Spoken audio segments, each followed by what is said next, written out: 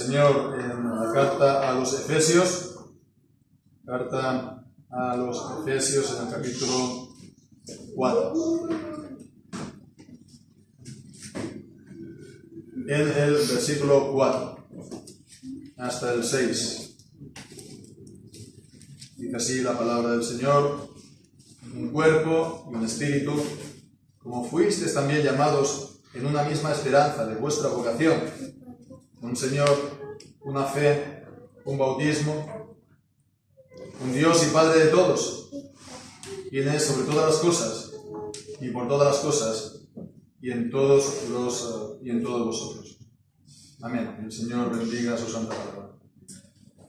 La semana pasada estábamos comenzando este capítulo 4, y estamos viendo también este comportamiento, esta actitud que hemos de tener, que es necesaria para guardar la unidad entre los creyentes, la unidad de los cristianos, la unidad de los cristianos de la Iglesia. Este es un gran tema, ¿verdad? Vimos que se nos llama a ser celosos, a ser solícitos para guardar esta unidad. La unidad, vemos, esa palabra que aparecía en el versículo 3, la unidad. Bien, pues a continuación vemos cómo el apóstol Pablo está desarrollando este tema de la unidad. Sabemos que la unidad entre los cristianos y la Iglesia es un tema que siempre interesa, ¿verdad? Es un tema también a veces sensible y también a veces se presta a confusiones y a malentendidos y algunas veces incluso a ciertas manipulaciones. Hemos de ser solícitos en guardar esta unidad, sí, pero ¿de qué tipo de unidad se está hablando? ¿No? ¿Qué es esta unidad, de hecho? Sobre todo, ¿cuáles son entonces las bases o cuáles son los fundamentos de esta unidad? Y esto precisamente lo que está haciendo aquí el apóstol Pablo.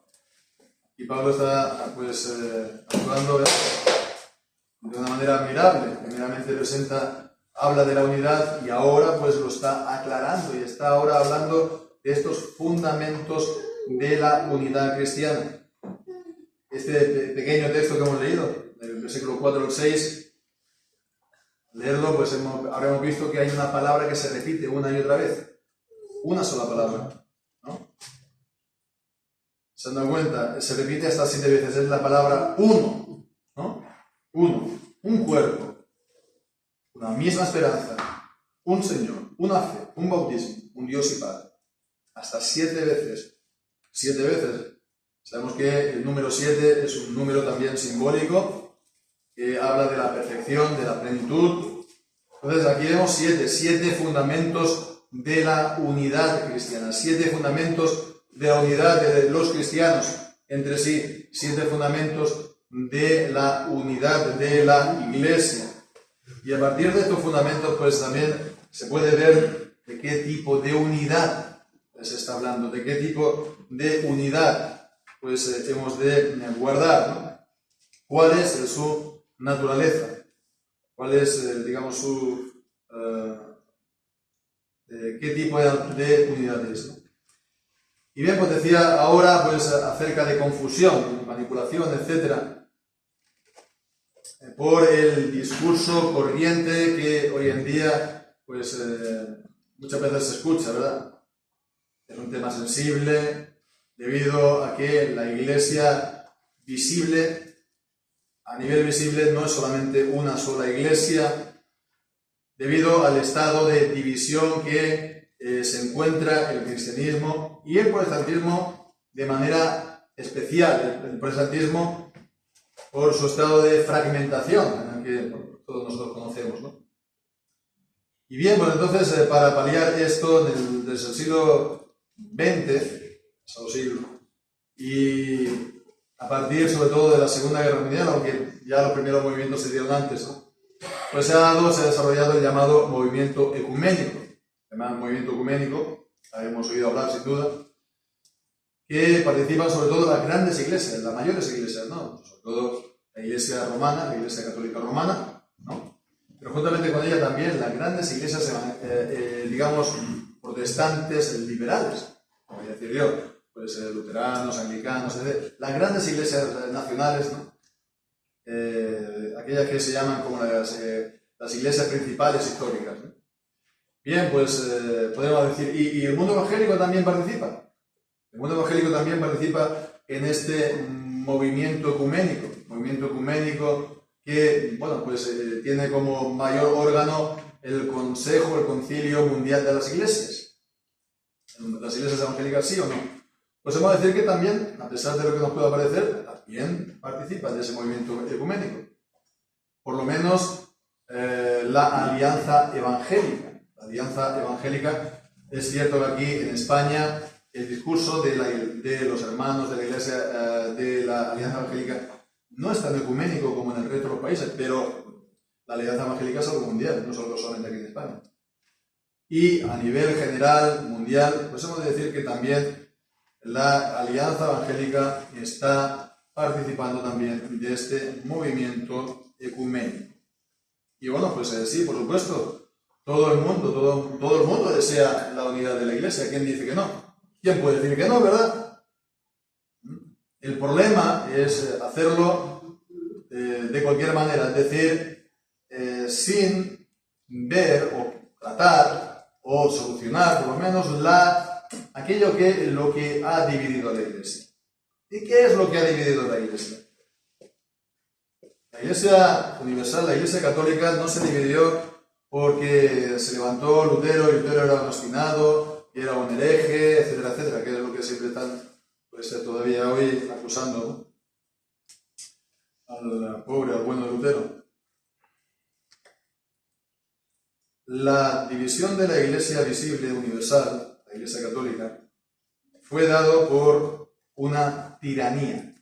Una tiranía. Y hoy en día lo podemos entender esto muy bien por todo lo que está ocurriendo, por ejemplo, en Venezuela, ¿no? Un tirano. No es otra cosa, es un tirano. Alguien que, pues, toma el poder y no lo suelta. Lo mismo nos pasa. Esto ayuda a entender una tiranía que espiritualmente es mucho peor. Porque lo que está ocurriendo en Venezuela no engaña a nadie. Es evidente que es un tirano. Pero el Papa es el lobo con piel de oveja y que engaña y seduce a todo el mundo. Pero es un tirano. Es un dictador en la Iglesia universal de todas las naciones de la tierra, que hace y deshace a voluntad. Y nadie le puede decir nada. Y eso es lo que lo dividió. Eso es lo que en su día lo dividió. Porque ya lo había sometido a todos los reyes y a todas las naciones. Lo estuvimos viendo, nos acordamos en la conferencia de Wycliffe y Hus. Los reyes tenían que pagar un alquiler por sus países, ¿no? Al Papa anualmente. Además de que transformó completamente espiritualmente la enseñanza de la Iglesia, eso es otra cosa, pero sobre todo condenó a la hoguera a siervos de Dios, que anunciaban la verdad, que enseñaban la verdad, a siervos de Dios amados y respetados en toda Europa, por ejemplo, Hus. Y bueno, podremos, ¿no? ¿Qué pasa? Quemar a uno más o menos. Pero era un santo maestro en la Iglesia que era amado en Bohemia, en el país, y en toda Europa era conocido y era respetado y reverenciado. Pero, bueno, pues se criticó al Papa y fue el Papa, pues sin piedad en contra de él. Ya sabemos la historia de Juan Hus. Y así con toda una larga lista de siervos, incluso antes de la Reforma y después también. Enviar a la hoguera a siervos de Dios, eso es normal. A siervos de Dios que están anunciando el Evangelio, que están anunciando la verdad, ¿eso es normal? Bueno, pues si no se soluciona este problema, el anticristo en Roma, ¿verdad? Y todo lo que él ha introducido en la Iglesia, ¿cómo se puede buscar una unidad en general de todas las iglesias, estando él ahí? Ese es el verdaderamente problema. Pero bueno, ahí está, digo. Y bueno, pues él no desiste, lleva adelante sus planes, ¿no? Y se ha, pues, llevado a cabo, como digo, este movimiento ecuménico, que está cada vez más haciendo converger todas las iglesias. ¿Cómo lo hacen? Pues porque todas las iglesias, para empezar, tienen la misma enseñanza, ¿no? Enseñanza de tipo liberal, pero no se diferencia. Todos son igualmente liberales.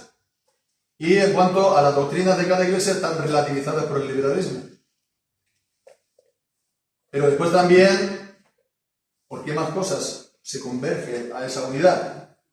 Pues por el ministerio, el tipo de ministro, el tipo de pastor que se hacen en los seminarios. No difiere en nada, o muy poca cosa, un cura en la Iglesia Católica Romana que un pastor de las iglesias liberales. Os lo puedo decir, porque lo hemos visto. Es el mismo perfil de persona, mismo perfil de ministerio, que con muchísima actividad, ¿no? Muy de cara a los jóvenes, ¿no? Mucha acción también social. Es lo mismo. Vas a una iglesia liberal o vas a la Iglesia Católica Romana, es lo mismo. No varía. Y después, pues nada, de esa manera pues se va cercando y se va dirigiendo a ese fin, ¿no? A esta unidad, que es una unidad, digamos, de tipo político, el que se está haciendo por el movimiento ecuménico. Y el fin último es crear esa superestructura eclesiástica que agrupe a todos, ¿no? Que, bueno, estando ahí el Papa, evidentemente, la unidad significa reconocerlo a él. Es así como él entiende la unidad. Reconocer a él. Bien, pues entonces, ¿cómo lo hacen? Pues con mucha previsión y con mucha diplomacia, porque en la Iglesia Romana están ahora con esto de la Iglesia sinodal, ¿no? Que es una cosa completamente irregular dentro de la constitución, digamos, de la Iglesia Católica Romana. Absolutamente irregular. O la bendición de las parejas homosexuales, ¿quién se lo puede eso imaginar? En la Iglesia Romana. Que ya pronto va a haber sacerdotes casados, pero sobre todo también mujeres en el ministerio. ¿Para qué? Para congraciarse con las liberales. ¿Para qué? Para que lo acepten. Y bien, pues de esta manera un poco, siempre es el poco a poco, ¿no? Siempre es el poco a poco. A ver, si alguien quiere pues, cazar rana, porque está esta comida tan buena de las ancas de rana, ¿no? Y lo quiere hacer, por ejemplo, con un cubo de agua hirviendo, ¿no? Y ahí ve la rana y se la tira, ¿no? No va a cazar nada, ¿no? Pero bueno, otra cosa es poner a la rana, ¿no? Ponerlo en un cubo de agua fría, ¿no? Y poquito a poco, le pones el agua, calentándola, ¿no? Y hasta que se da cuenta, ya no puede salir afuera, ¿no? Y bien, pues esto es lo que está ocurriendo. Cuando ya la gente se quiera dar cuenta, pues estarán todos, no sé si felizmente, pero de esta manera unidos, ¿no? con Roma, y todos juntos entre sí. Y todo esto pues también pasa por no comprender la verdadera unidad de la que habla la Escritura, de la que habla la Biblia. Que sí, por supuesto, hay que anhelar la unidad de la Iglesia visible, pero no es tanto esta unidad de la que estamos viendo aquí, por ejemplo. En este pasaje aquí está hablando de una unidad espiritual. Una unidad espiritual. Los 7 fundamentos que hemos dicho aquí, del versículo 4 al 6, están hablando de una unidad, no es de tipo político, ¿no? Judicial, sino espiritual. Podemos ver aquí los tres primeros fundamentos, ¿no? Habla de, primero, un cuerpo, pues un espíritu, y después una misma esperanza de vuestra vocación. Es decir, un cuerpo, espíritu, una esperanza, ¿no? Por cuerpo, evidentemente, está hablando aquí del cuerpo de Cristo, que es la iglesia, ¿no? En Efesios capítulo 1, versículo 23, está hablando de la iglesia, la cual es su cuerpo, la plenitud de aquel que llena todas las cosas en todos. La iglesia es el cuerpo de Cristo, ¿no? Se enseña en el Nuevo Testamento en muchos lugares, por ejemplo, en 1 Corintios capítulo 12, ¿no? De un solo cuerpo y muchos miembros, etcétera, que también, por cierto, es lo que el apóstol Pablo va a estar aquí hablando en los versículos a continuación, después del 6. El cuerpo, la iglesia es el cuerpo, y Cristo es la cabeza del cuerpo de la iglesia. Y los creyentes son los miembros de este cuerpo, son los miembros de Cristo. Y Cristo es la cabeza de los creyentes. Bien, pues entonces vemos el cuerpo y después por otra parte el espíritu. Esto es como un cuerpo humano, ¿no? El cuerpo que está con vida no es un cuerpo solamente, es un cuerpo y un espíritu. El espíritu le anima, el espíritu es lo que le da pues vida, digamos, ¿no? La muerte precisamente, la separación del espíritu y del cuerpo. El espíritu sigue viviendo, ¿no? Pero el cuerpo ya no es animado por el espíritu propio de uno, de cada uno. Pero aquí está hablando de la iglesia. Y el espíritu de la iglesia es, ¿cuál? El Espíritu Santo, evidentemente. Y pues nos acordamos entonces de lo que enseña el apóstol en 1 Corintios capítulo 3 y capítulo 6, que habla de que los creyentes son templo del Espíritu y que la iglesia es templo del Espíritu. Y aquí en Efesios capítulo 2 está hablando también de que somos morada de Dios en el Espíritu, que somos entonces un templo espiritual, porque el Espíritu de Dios mora en los creyentes y mora en la iglesia, habita en la iglesia. Entonces el Espíritu es lo que vivifica, vemos, es algo espiritual, el Espíritu Santo en ese cuerpo. Bien. Entonces, la visión del cuerpo, ¿qué es? ¿Cuáles son los miembros? Los verdaderos miembros de Cristo. ¿Cuáles son los verdaderos miembros de Cristo? Aquellos que están unidos a Cristo verdaderamente, que tienen el Espíritu Santo, aquellos que han nacido del Espíritu. Entonces, los impíos, aunque por muy miembros de iglesia que sean, los impíos que no tienen el Espíritu son miembros de Cristo. No, la misma Escritura lo dice. Que aquel que no tiene el Espíritu no es de él. Romanos 8. No eres de Cristo. Los impíos no pueden ser miembros de Cristo. 1 Corintios capítulo 6. No, 2 Corintios capítulo 6. ¿Qué comunión tiene Cristo con Belial? ¿Qué comunión tiene Cristo, el cuerpo de Cristo, con el cuerpo del diablo? Es imposible. Los impíos, aquellos que no son verdaderos miembros de Él, no son miembros de Cristo. Y no son miembros de su cuerpo. Bien, pues, y esto está también confirmado por el siguiente fundamento que dice, una misma esperanza de vuestra vocación. Habéis sido llamados, hay una cierta redundancia, habéis sido llamados por la esperanza de vuestra vocación o llamamiento, ¿no? Aquí está hablando entonces del llamamiento, ¿cuál? El llamamiento eficaz. El llamamiento eficaz por la palabra de Dios. La palabra de Dios dice, arrepiéntete, cree, y entonces es el Espíritu Santo que obra en el interior de uno para que nos arrepintamos y creamos. Y sobre todo el llamamiento eficaz es que vayamos a Cristo por la fe y estemos unidos verdaderamente a Cristo por la fe. Entonces vemos, dice aquí, llamados en una misma esperanza. La esperanza es la esperanza de la vida eterna, está claro. De las cosas que no se ven pero que se esperan, ¿no? Aquí entonces está hablando de la venida de Cristo. Y con la venida de Cristo vendrá la resurrección de los muertos.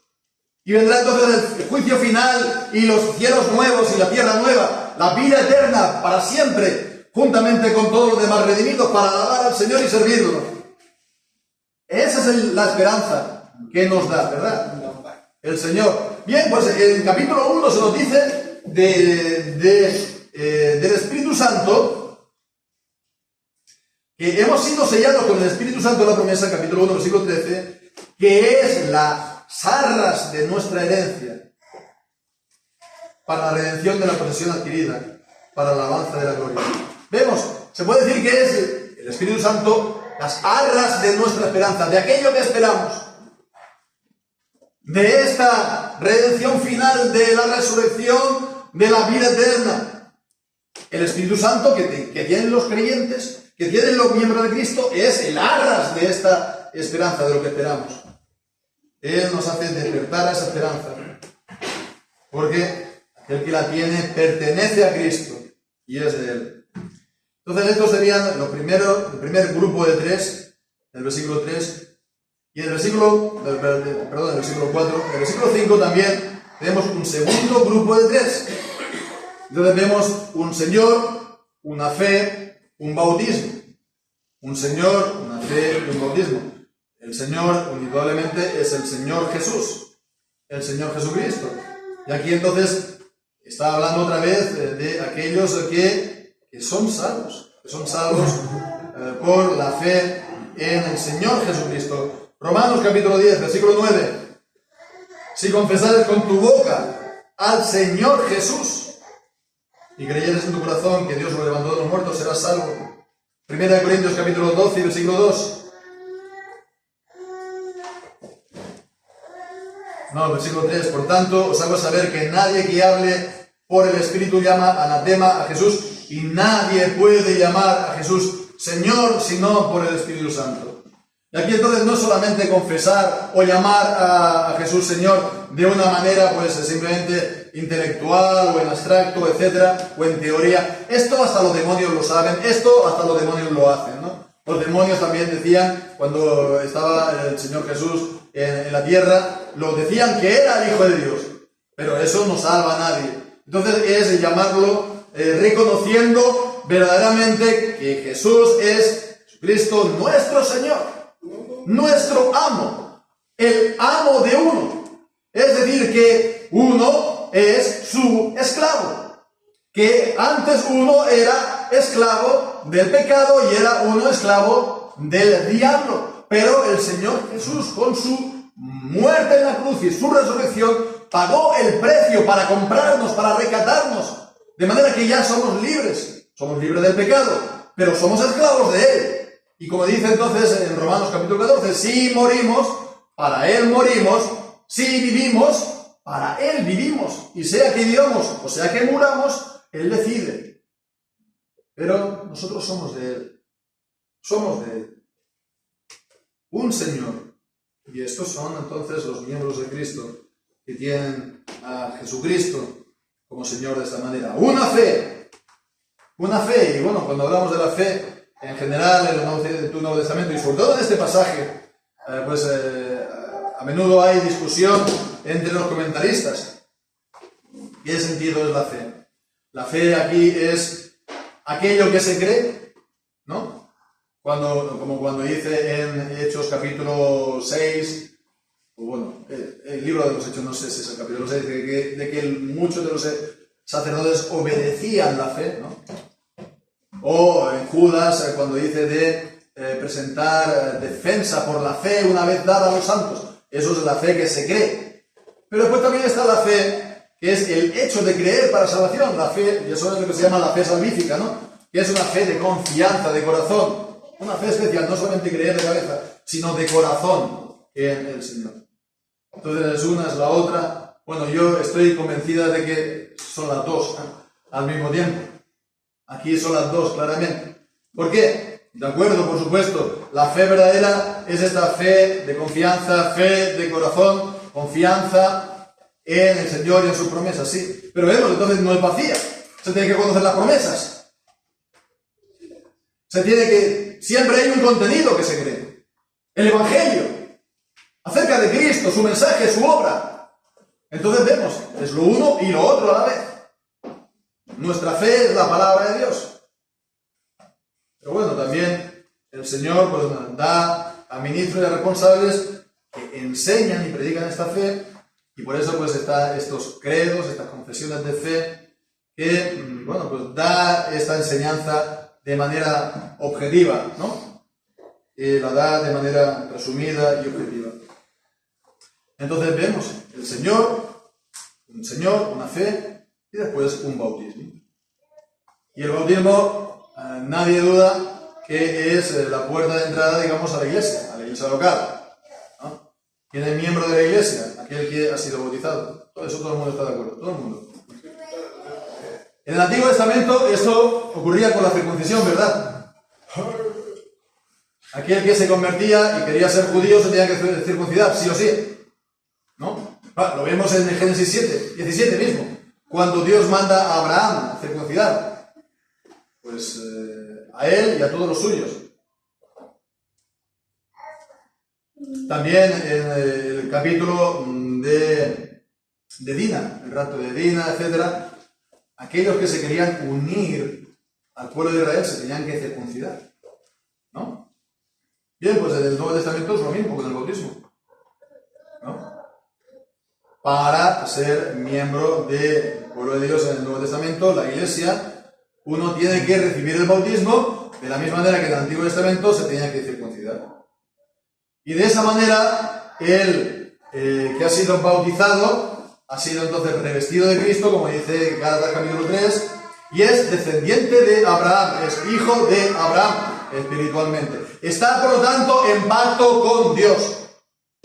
Está en pacto con Dios. Dios le sella las promesas de su gracia a él. Y bien, pues de la misma manera que la circuncisión lo hacía para los creyentes del Antiguo Testamento, y sus hijos también tenían que ser circuncidados, de la misma manera el bautismo sella las promesas de gracia en el Nuevo Testamento, y sus hijos también son bautizados, han de ser bautizados. Y vemos que está hablando de un bautismo, un solo bautismo. Con lo cual, vemos, solo se tiene que hacer una vez el bautismo. La Confesión de Fe de Westminster está citando este texto precisamente para decir que solamente tiene que bautizar uno una vez.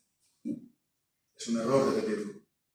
Sabemos que, sin duda, la mayoría de nosotros lo habremos recibido más de una vez, pero bueno, una cosa es la práctica y otra cosa es la norma.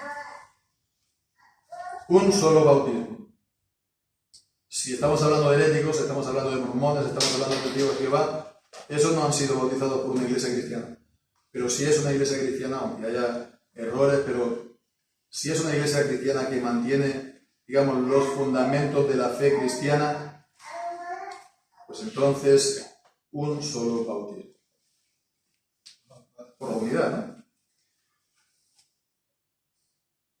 Si se cambia esto, entonces se quebranta la unidad. Por último, un Dios y Padre de todos, quien es sobre todas las cosas, y por todas las cosas, y en todos vosotros. Un Dios y Padre de todos, seguramente aquí está hablando de Dios en el sentido de Padre en general, de toda la raza humana, ¿no? Por supuesto, no en el sentido de la salvación, sino en el sentido de que también habla Pablo de Padre de los espíritus de toda carne, ¿no? En este sentido, después también, quien es sobre todas las cosas, el Padre de todos, quien es sobre todas las cosas, está hablando de su soberanía, Dios y Padre, que es el Rey, que es el que decide sobre las vidas de unos y otros, es el que decide, ¿verdad?, en la vida de las personas y también de las naciones, en todos los sentidos. Pero por último dice, por todas las cosas y en todos vosotros. Él está también, por todas las cosas, seguramente es una alusión aquí a su providencia, que Él lleva delante toda su voluntad a través de todas las cosas, y después, por último, en todos vosotros. Y esto ya lo estuvimos viendo también Eso solamente puede ser así porque tenemos el Espíritu Santo, y el Espíritu Santo es el Espíritu también del Padre y es también Cristo. Aquí entonces vemos la Trinidad, la Trinidad, la Trinidad. Bien, pues fijémonos, ¿no? Los 7 fundamentos, un cuerpo, que es la Iglesia. Después vemos, está hablando del Señor, que es Jesucristo, está hablando del Espíritu Santo y del Padre, es decir, la Trinidad, ¿no? Ya son 4. Y después que quedan los 3 últimos, que es una fe, una esperanza, una fe y un bautismo. Todo esto, por lo tanto, habla de esta unidad espiritual de los creyentes. ¿Podrían haber más fundamentos? Sin duda que sí. Se podría hablar del ministerio, se podría hablar del culto, se podría hablar, por ejemplo, de la cena del Señor, de la misma manera que está hablando del bautismo, también se podría hablar de la cena del Señor, pero habla 7, ¿no? Sin duda, porque hemos dicho del simbolismo del 7, para hablar de esta unidad perfecta en Cristo. Y por supuesto, puede ser que, como decíamos, nos tenemos que esforzar y luchar por la unidad del cuerpo visible, del cuerpo de Cristo visible, pero ha de ser sobre estas bases, ¿no? No ha de ser pues una maniobra política, no ha de ser pues tampoco, sobre todo, al precio de ponerse en yugo desigual con Roma, yugo desigual con el anticristo. Es una unidad espiritual de aquellos que están en Cristo y han recibido el Espíritu Santo y han recibido la vida por medio de la fe y han recibido, por lo tanto, pues, la vida por medio del Espíritu. El Padre mora en ellos. De esa manera se es cuerpo de Cristo, se es templo de Dios, se es casa de Dios, se es morada del Espíritu. Y Dios no solamente está arriba de los cielos y lo está gobernando todo, sino que también Dios está en el corazón de uno mismo, ¿no? Y eso es el ser cristiano, y eso es la unidad de los cristianos, la comunión de los cristianos. Si alguien no y forma parte de esta unidad, si ve que no tiene todos estos fundamentos, no quería formar parte, no quieres también unirte tú a esta unidad de la Iglesia, a esta unidad de los creyentes, que vemos no es otra cosa que estar todos unidos a Dios, al Dios Trino. Para eso uno tiene que venir a Cristo y uno tiene que poner su confianza en Él, en su misericordia y en su gracia, que perdona todos los pecados, que perdona todos nuestros errores.